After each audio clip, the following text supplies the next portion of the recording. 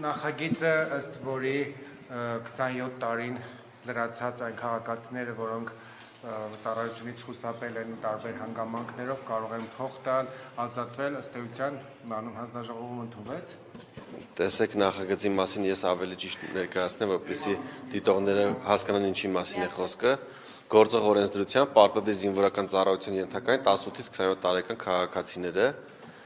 եւ 27-ից հետո քաղաքացիները եթե չեն ծառայել, քրեական գործ է հարուցվել նրանց վրա, նրանք չեն կարող ծառայել եւ ունեն միայն մեկ տարբերակ՝ դատապարտվել ազատազրկման 2-ից 5 տարի ժամկետով։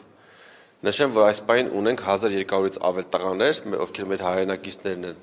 բնակվում են արտասահմանում, նրանք չեն ծառայել եւ հիմա գտնվում են հետախուզման մեջ բանակում չծառայելու հանգամանքով։ Եթե նրանք այժմ վերադառնան կամ հայտնաբերվեն, նրանք պետք է դատապարտվեն ազատազրկման 2-ից 5 տարի ժամկետով, որևէ այլ տարբերակ չունեն։ Եթե անգամ ցանկանան գան 2 տարի ժամկետով կամ օրինակ 5 տարի ժամկետով ծառայեն ազատազրկվելու փոխարեն, միևնույն է, չունեն նման հնարավորություն։ Օրենքով ես մեր հայրենակիցներին տալիս եմ հնարավորություն, որպեսզի նրանք գան, ծառայեն 2 տարի ժամկետով, իրենց բացը լրացնեն եւ քրեական գործը կարճվի։ Այսինքն պետությունը ստիպված չլինի նրանց վերածախսել 15 միլիոն դրամ անազատության մեջ փայլելու համար, այլ իրենք կան ծառայեն եւ դրանով իրենց ներդրում ունենան բանակի մեջ եւ նաեւ մեր պետության պահպանության գործում։ Եթե ինչ-ինչ հանգամանքներով մեր քաղաքացիները 27 տարեկանը լրանալուց հետո ունեն ընտանիք, ծանրաբեռնվածություն կամ առողջական խնդիրներ, որոնցով պայմանավորված չեն կարող ծառայել, նրանք կարող են վճարել որոշակի գումարներ եւ ծառայել կրճատված ժամկետով։ Օրինակ վճարել 8 միլիոն ծառայել 1 ամիս, վճարել 5 միլիոն ծառայել 6 ամիս, վճարել 2.5 միլիոն ծառայել 1 տարի կամ չվճարել եւ ծառայել 2 տարի ժամկետով։ Այս օրենքի շնորհիվ 1 տարվա ընթացքում առաջիկա տարվա ընթացքում մենք կունենանք մոտավորապես մինչև 5 միլիոն դոլարի պետական եկամուտ եւ նաեւ կունենանք հարյուրավոր քաղաքացիներ, ովքեր կվերադառնան Հայաստանի Հանրապետություն եւ կհաշվառվեն պայստազորով։ Բայց չենք ունենա նաեւ հարյուրավոր քաղաքացիներ, ովքեր կփորձեն իրենց զավակներին անչափահաս տարիքում հեռացնել Հայաստանից, այդ ընթացքում հավաքել X գումար, գալ, վճարել եւ որևիցե կերպ չծառայել բանակում։ Այդ խնդիրը այսօր էլ կա։ Իմ նախորդ օրենքի նախագիծը, որ ազգային ժողովում տապալվեց, գալիս էր լուծելու այս խնդիրը։ Մենք ցավոք սրտի ունենք ամեն տարի բազմաթիվ քաղաքացիներ, ովքեր օրինակ հրաժարվում են Հայաստանի Հանրապետության քաղաքացիությունից, նշեմ, որ վերջի մի քանի տարիների ընթացքում զորակոչի թվի մոտավորապես 20%-ի չափով ունեցել են քաղաքացիությունից հրաժարվողների դեպքեր։ Հասկանում եք, թիվը ինչ մեծ է։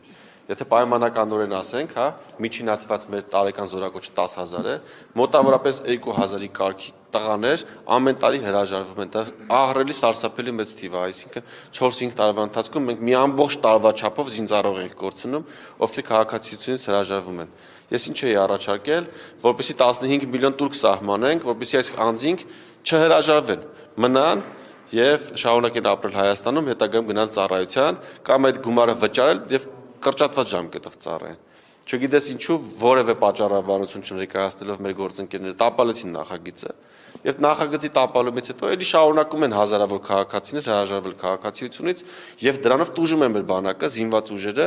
արդեն նշեցի, որ տարեկան շուրջ 20%-ի չափով միայն այս մասով նվազում ենք ունենալու։ Առաջիկայում ես նույնպես մեկ անգամ եւս այս նախագիծը շրջանառելու եմ, որովհետեւ գտնում եմ, որ անթույլատրելի է, որ մենք թույլ տանք մեր քաղաքացիները հեշտությամբ մի հատ դիմում տան 14 տարեկան հասակում քաղաքացիությունից հրաժարվեն ու շարունակեն Հայաստանում ապրել, ոնց որ մնացած բոլորը, ովքեր գնում են ծառայության, ովքեր որ ջանք են ներդնում, հաճախ վիրավորվում են, հաճախ զրկանքների են կրում կներեք, կամ կտրվելով իրենց ընտանիքից ժամանակ են անցկացնում զինված ուժերում, իրանք ունեն նույն երկիրը, որը ունեն նաև մեր մյուս քաղաքացիներով որևէ գումար չվճարել, ուղղակի քաղաքացիությունը հրաժարվում է։ Սա անընդունելի է, ըստ դեպի ես առաջիկայում փորձել եմ կրկին եւս մեկ անգամ առնել, հույսով եմ այս անգամ մեր գործընկերները կամ դեմ չեն քվեարկի կամ գոնե փաստարկ կներկայացնեն, թե ինչու են դեմ, որտեվ անթույլատրելը չի կարող այս բան լինի ընդհանրապես։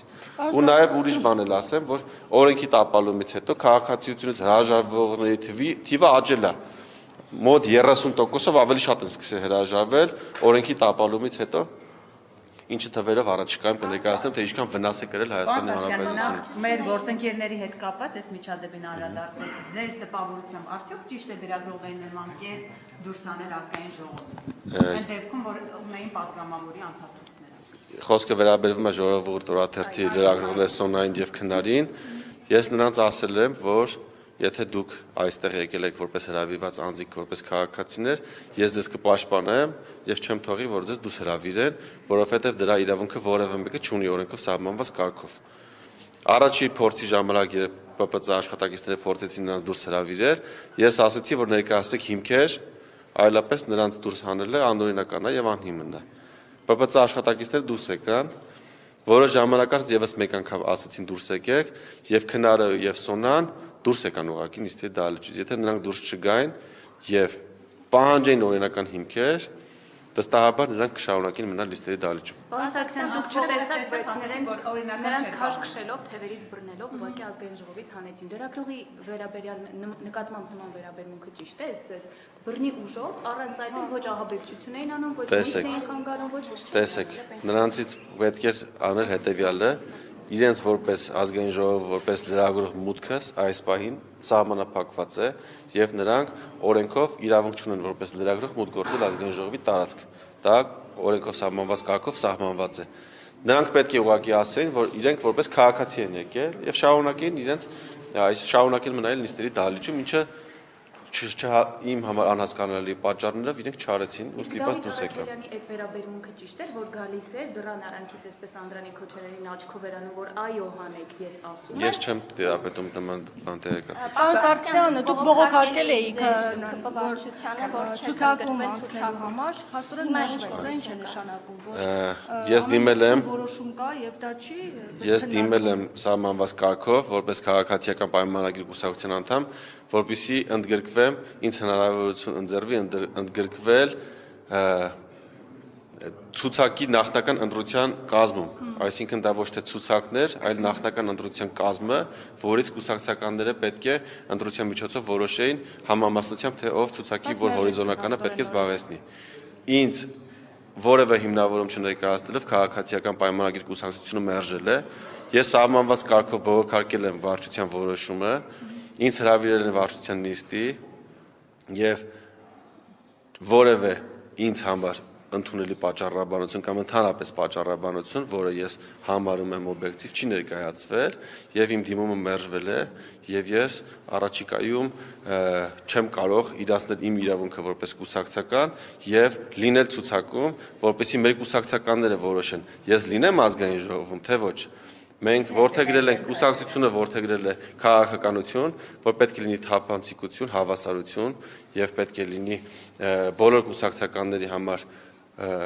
թափանցիկ գործընթացը, ցավոք սրտի բազմաթիվ կուսակցական իմ ընկերներ տարակուսանք են հայտնում, որ իրենք տեղեկացված չեն, թե ես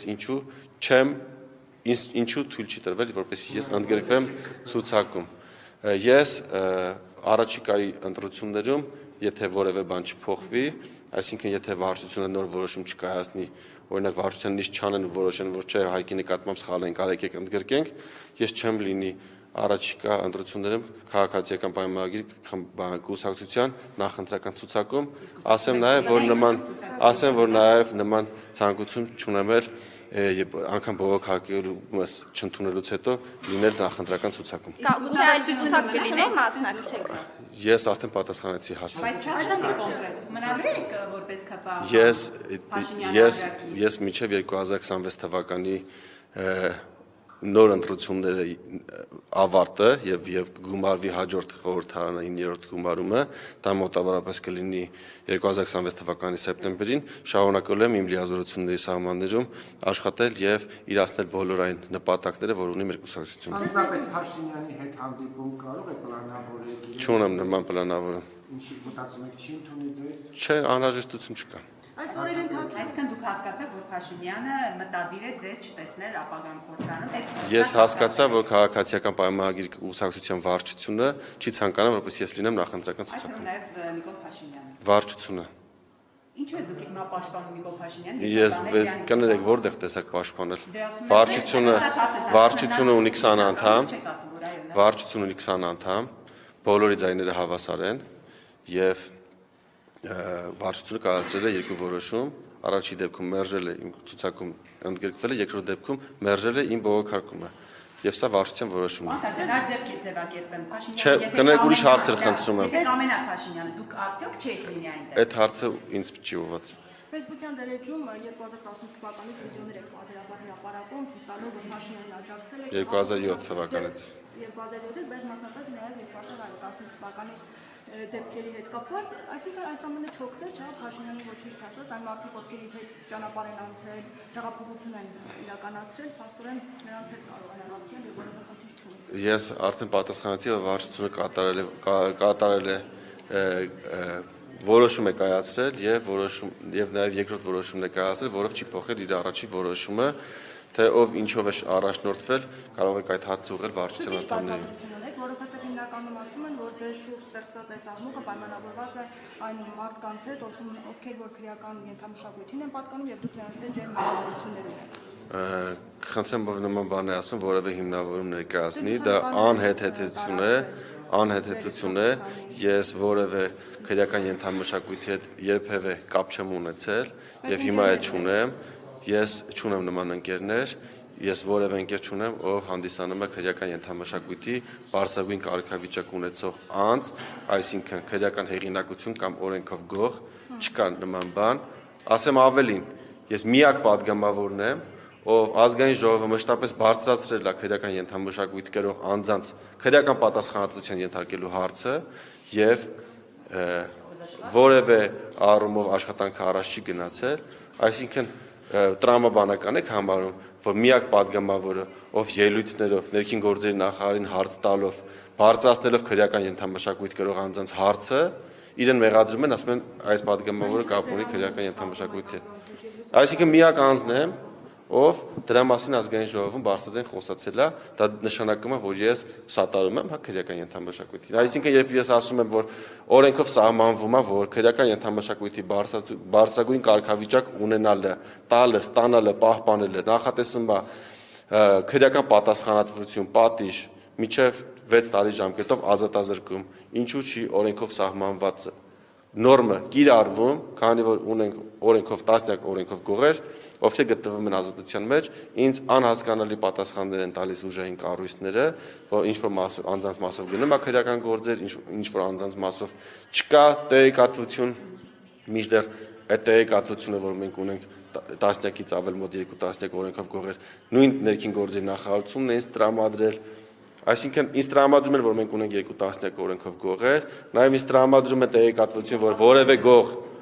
կալանքի մեջ չի գտնվում, բացառությամբ մեկ վրացի գողերով Հայաստանի հետ ընդհանրապես կապ չունի, այլ հոդվածով էր կալանավորվել եւ դատարանում չգիտես ոնց հայտարարել է, որ հանդիսանում օրենքով գող, նաև քրեական ենթամշակույթի հոդվածն է նրա վրա ավելացել, բացառությամբ այս դեպքի այս վիճակագրությունը ասում եմ անցած տարվա դրությամբ, որովհետեւ նոր վիճակագրություն չեմ բա, չենք ունեցել որևէ օրենքով գող, ով գտնվում է կալանքի մեջ, ունեցել ենք ովքեր գտնվել են տնային կներեք վարչական հսկողության տակ, այսինքն բրասլետով կամ գրավի դիմաց են դուրս եղել, ունեցել ենք բազմաթիվներ, ովքեր քրեական գործերը կարճվել են։ Այսինքն այս պայմաններում ու գալ ասել, որ Սարգսյան Հայկը քրեական ենթամշակույթին հովանավորում է, դրա մա պիտի լինի, չլինի ցուցակում, սա ոչ միայն սուտ է, այլ սա չեմ կարող այլ Սարգսյան այս օրերին կներեք նաև, որ ամեն դեպքում ձեզ թիմից մերժում են կուսակցությունից մերժում են, դուք ինչ բացատրություն եք, ես բացատրություն չունեմ, ուղղակի հարցեր չկա նման հարց։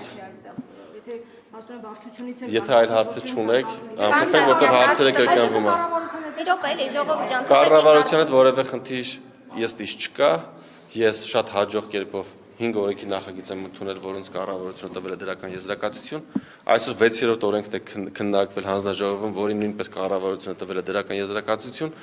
Պատրաստվում եմ առաջիկա մի շարք օրենքի նախագիծը շրջանառել մինչև իմ լիազորությունների ժամկետի ավարտը եւ համագործակցել կառավարության հետ։ Շնորհակալ եմ, եթե այլ հարցեր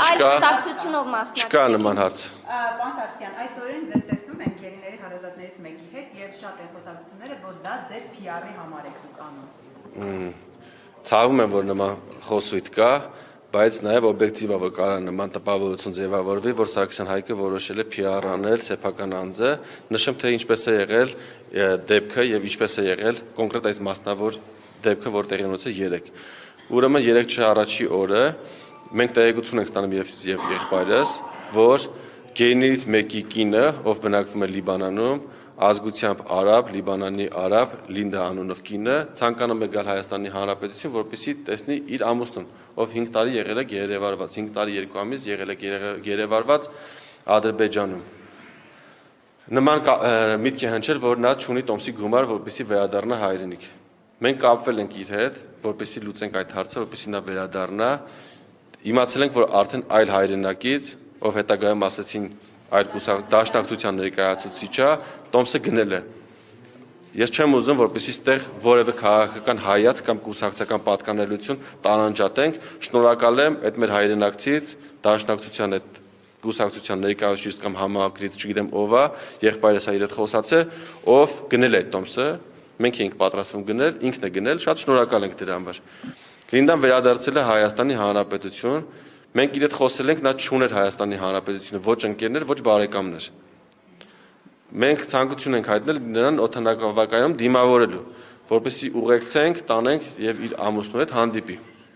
Շատ ուրախացել է, իդեպ Հայաստան վերադառնալուց հետո ասել է, որ ձեր զանգից հետո եմ որոշել վերադառնալ, քանի որ միջև դա չէի հավատում, որ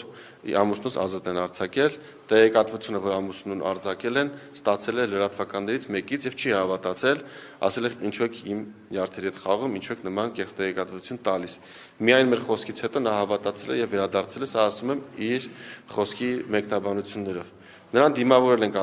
օդանավակայանում Եվ ուղեկցել ենք, գնացել ենք հոսպիտալ, որտեղ պահվում էին մեր գերեվարված գերությունից վերադարձած տղաները։ Ասել են, որ նա գնացել է քննչական կոմիտե։ Միասին Լինդայի հետ գնացել ենք մեր տուն, որտեղ մոտ 5-6 ժամ սպասել ենք։ Քննչական կոմիտեից երբ ասել են, որ արդեն ավարտվել է գործողությունները, գնացել ենք եւ նրանք հանդիպել են ամուսիններով։ Դրանից հետո, քանի որ չեն ունեցել այլ ուղեկցող անձ, չեն ունեցել բարեկամներ, ընկերներ, չեն ունեցել որևէ դրամ իրենց գրպանում, մենք շարունակել ենք նրանց ուղեկցել, տանել հյուրանոց, այսօր առավոտյան, քանի որ ես նիստի ընկերներիցս մեկին եմ խնդրել, որպեսզի նրան եւս մեկ անգամ տանի քննչական կոմիտե, այսինքն այս աշխատանքը մենք անում ենք հասարակական հիմունքներով, որպես քաղաքացի, տեղյակ ենք, որ այս անձինք չունեն բարեկամներ Հայաստանի Հանրապետություն, չունեն ֆինանսական միջոցներ, չեն ճանաչում քաղաքը եւ անհրաժեշտություն կա նրանց քաղաքում ուղեկցելու։ Այսինքն, եթե Լինդան օրինակ գար օդանավակայան Լիբանանից, որտեղ անհամեմատ ավելի տաք է, քան Հայաստանում, եւ չիմանար որտեղ է պահվում իր ամուսինը, չիմանար թե ինչպես կարող է հասնել նրան, տեսակցել, չունենալով հեռախոսի համար, չունենալով ինտերնետ եւ այլն, նա չէր կարողանում դա կազմակերպել, մենք փորձել ենք սա կազմակերպել եւ կարող է դա սա դիտվել որպես PR, բայց մենք սա արել ենք մեր հանգստության համար, որովհետեւ դիրապետել ենք տեղեկատվության, որ այս մեր լիբանանահայ բարեկամը Վիգենը տեղափոխվել է Հայաստան, տեղափոխվել է Շուշի մշտական բնակության։ Պատերազմի ընթացքում չի լքել Արցախը եւ որպես քաղաքացիական օգնել է, պատգարակներ է տեղափոխել, վիրավոր անձանց է տեղափոխել, միջև վերջի օրը մնացել է։ Ու ինքը մեր երկրի ծառայություններ է մատուցել։ Ու այսօր ժամանակն է, որ մեր երկրի գերությունից հետո մեր քաղաքացիները իդեպ ասեմ շատ քաղաքացիներ գրում են ու պատրաստակամություն են հայտնում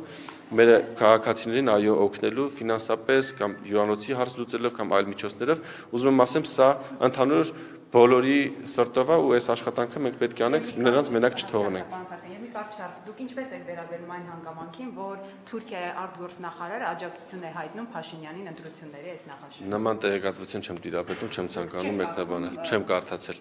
Այլ հարցեր ունեք։ Ծառայության վերաբերյալ, տեսեք նրանք ովքեր ինչ-ինչ պատճառներով հետաձգվել է ծառայության մեկնումը, հիմա եթե այս նախագծով նրանք զորակոչվեն բանակ, ստացվում է ծառայելու են 1.5 տարի 2-ի փոխարեն, ճիշտ է։ Ոչ, իմ նախագծի շահառուները ծառայելու են 2 տարի ժամկետով, քանի որ օրենքի շահառուները 1999 թվականին կամ 2000 թվականին ծնված քաղաքացիներն են, եթե նրանք սահմանված կարգով գնային ծառայության, պետք է գնային 2018 թվականին, իսկ 2018 թվականին գիտենք, որ ծառայությունը 2 տարի ժամկետով էր, այսինքն իրենք պետք է լրացնեն այն բացը, որը թողել են։ Իսկ այս նոր համազգեստի վերաբերյալ ինչ դիրքորոշում եք բացակայել։ Չեմ ուսումնասիրել, չեմ կարող դիրքորոշում հայտնել։ Փաշինյանը գոհունակություն էր օրինակ հայտնել, տարածել էր նմուշները։ Ես չեմ տեսել։